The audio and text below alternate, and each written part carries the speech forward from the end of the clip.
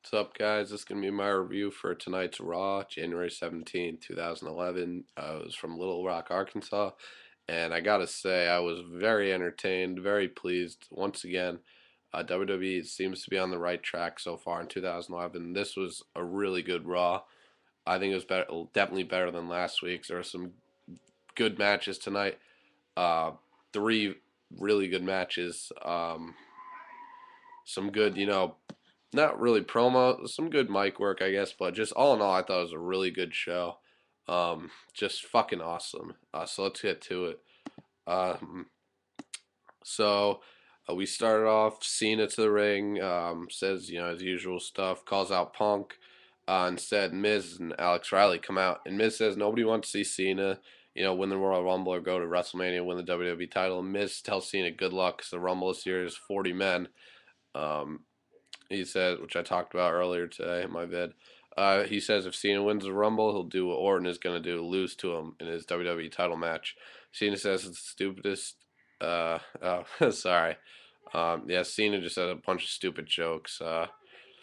And Miz says he can fight with the best of them. Cena says Miz will not make past the Rumble as champion. Out comes Punk and the rest of Nexus. Interesting to note that they don't come out to the Nexus music. I hope they're not done with that. They come out to Punk's music now. I think they should still use the Nexus theme. I mean, it's badass. So I don't know why they're not using it, but out comes Punk and the rest of Nexus says, "Don't worry, Miz. You don't have to explain yourself to that jerk John Cena. Cause you're the WWE champion and Cena's not." And then Husky Harris, Mike McGillicuddy, and Otunga rush ring and attack Cena.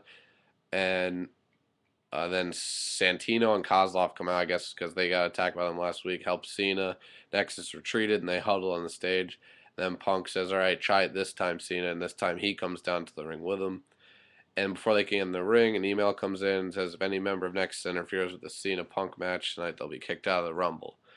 So and then we have Dolph Ziggler versus Randy Orton is hyped for tonight. We go to commercial and back from commercial. The Usos are in the ring as well as Santino and Kozlov, and this is going to be a match for the WWE tag team titles.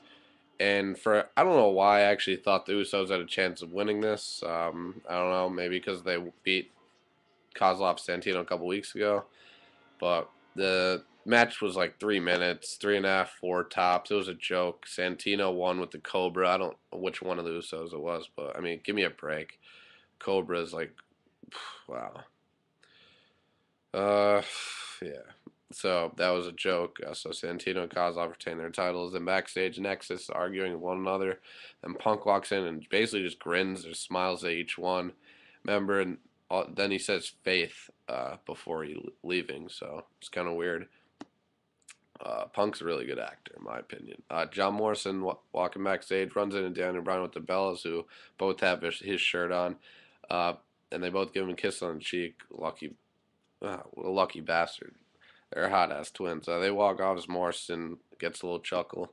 Then commercial, we go to commercial. Back from commercial, it's John Morrison to the ring, followed by Daniel Bryan with the Bellas. So it's John Morrison versus Daniel Bryan. It was a pretty good match for what it was. Wasn't that long. Wasn't that short though. It was a good match. It was really solid actually. Um, I was wondering when these two are gonna have a match together soon actually, but Morrison won in a pretty good match. He run with that running knee, vicious. So Morrison, at least he continues to win. I mean, he's not in the WWE title picture right now, I guess. So, but at least they're having him win, building him up still. Um, King Sheamus then comes out after the match. He talks trash to Morrison, says, I made you, I pushed you to new limits and whatever, and says Morrison and Daniel Bryan aren't in his league, and he talks about he's going to win the Royal Rumble, and he said the match is designed for a king, and that he's going to personally eliminate the both of them.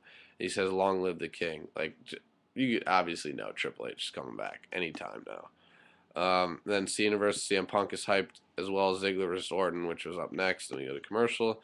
And back from commercial, the Bellas are backstage talking about how hot John Morrison is, and they talk about it was going to be which they were arguing with each other, which one of them was going to be Daniel Bryan's first, I guess, kiss. They were talking about. I don't know, but they were basically just talking about they wanted to suck John Morrison's cock.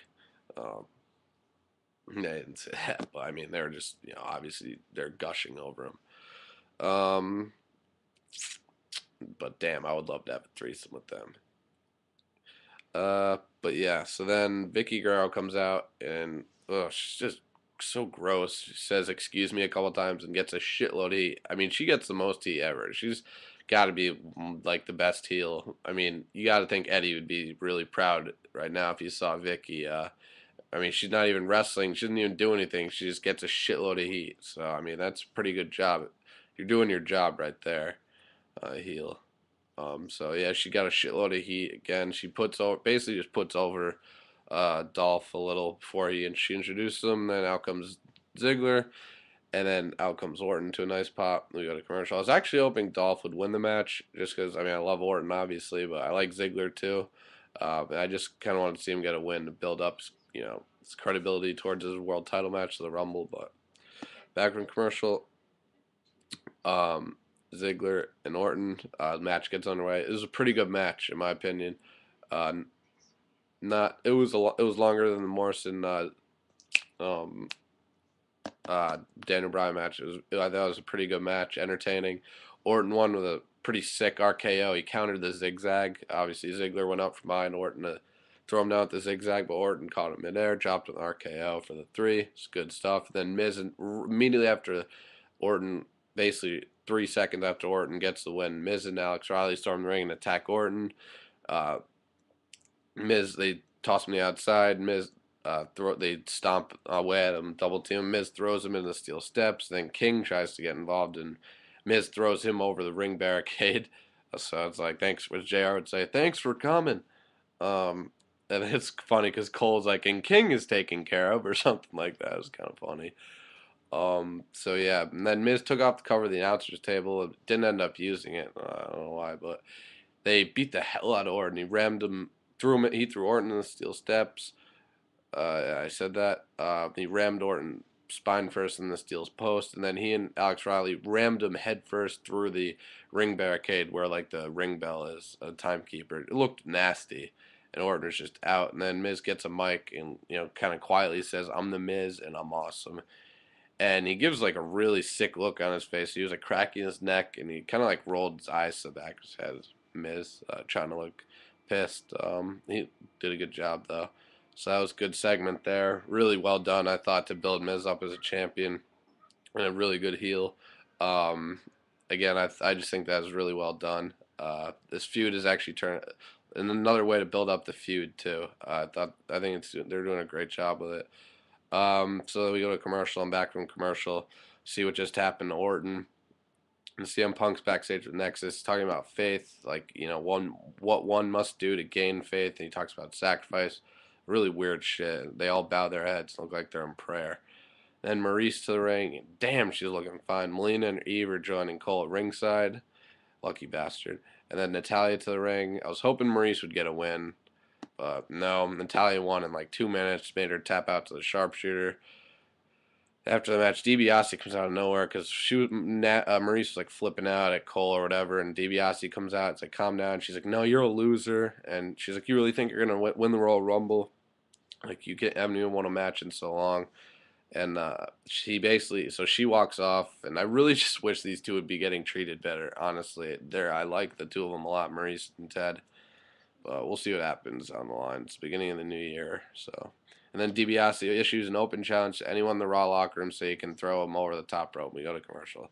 And right away, I knew it was going to be Mark Henry. I mean, obviously when a guy does that, it's always a big guy who comes out. And of course, I said to myself it's going to be Mark Henry, and sure enough, like, Mark Henry is the most worthless piece of shit right now. Like, he does nothing. He's good for nothing except putting on crappy matches and like, just, I mean, they still call him the world's strongest man. I know it's his gimmick, but, like, I don't know, I'm just sick of Mark Henry.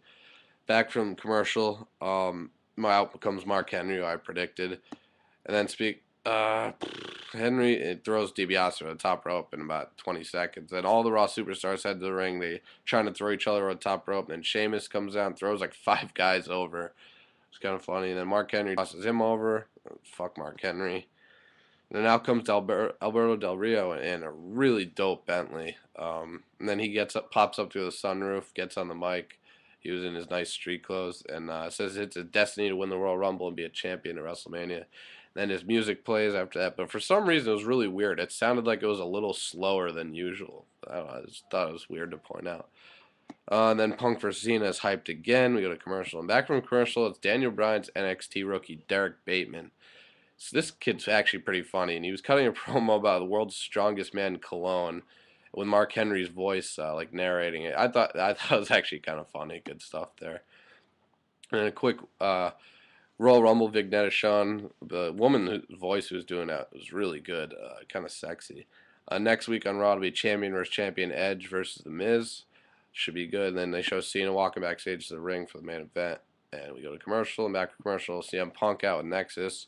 He looks each one of them in their eyes, and then he heads back. He heads down the ring as next they raise their right arm in unity, and then they head to the back because they can't interfere. And then out comes Cena. So CM Punk versus John Cena in a very good match, definitely the match of the night. One of the best Raw main events in recent memory, in my opinion.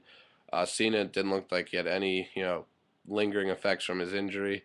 Props to him for getting back in the ring so early. I know he works his ass off, and Cena may not be, obviously, I bitched about him a lot in a lot of my videos, how much I dislike the guy and his character or whatever, and he and how he can't really wrestle, but he can put on some good matches, honestly. Given the right his right opponent to work with, he can put on good matches.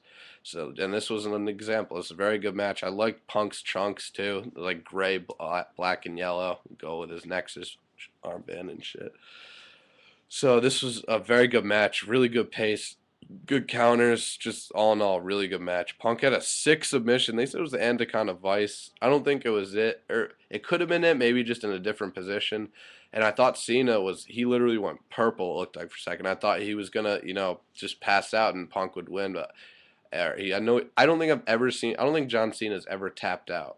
Maybe back in his heel days, as his Thug Cena, I don't know, I can't remember, but as far as I'm concerned, I don't think I've ever seen Cena tap out. But so the match ends though before anyone get a pinfall. What happened was Cena hit a leg drop off this patented leg drop the top rope, and then this was after all that. So yeah, Cena hit a move, the Punk or whatever, and then all of a sudden, this dude, I could see someone was coming. All the crowd is looking at the entrance ramp. This dude comes out in jeans and a black tank top, wife beater, and just stands on the ring apron. Security tries to come over, and he just kicks them off, like kicks the guy right in the face. And this dude looked like Batista at first. For a split second, I thought it was Batista, but he's not. He's a huge dude, and he was just staring at Cena. And then Punk comes up behind, kicks Cena in the back of the head. Then this dude gets in the ring, and he and Punk face off in the middle of the ring. And Punk just closes his eyes and like spreads his arms out. And the guy goes off the ropes and nails him with a huge big boot. Then he turns his attention to Cena, and he basically drops him with what looked like a huge version of a rock bottom. He brought him up even higher. Then he came down. It's kind of like a side slam rock bottom. Then Nexus comes out and like defending Punk, like, "What are you doing, man?" And Punk says, help me up." And he's like, "It's okay." And the dude drops to one knee, lifts out his right arm, and Punk, who had an extra Nexus armband on his boot, I guess, takes it off, slips it on this guy.